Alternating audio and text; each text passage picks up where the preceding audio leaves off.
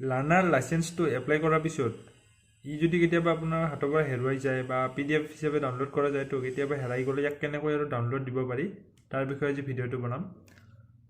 Learner লাইচেন্সখন download দিয়াৰ কাৰণে পোনপ্ৰথমে আপুনি যিকোনো এটা ব্ৰাউজাৰত যাব লাগিব। মই গ'লোঁ কম ব্ৰাউজাৰত।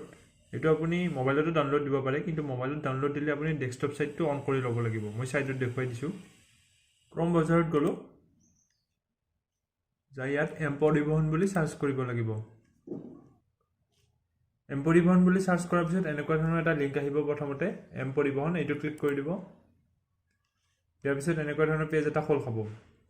ইয়াত আপুনি অনলাইন সাৰ্ভিসত যাব লাগিব। যাই আপুনি ইয়াত ড্ৰাইভিং লাইসেন্স ৰিলেটেড সাৰ্ভিস এইটোত যাব লাগিব।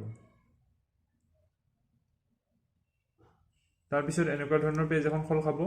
ইয়াত আপুনি সিলেক্ট ষ্টেট এইটো আসাম সিলেক্ট কৰি ল'ব। তাৰ পিছত এনেকুৱা ধৰণৰ পেজ এখন খোল খাব।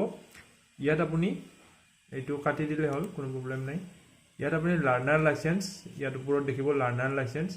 ইয়াত আপুনি দেখিব প্ৰিন্ট লাৰ্ণাৰ লাইসেন্স ফ্ৰম 3 এইটোত ক্লিক কৰি দিব।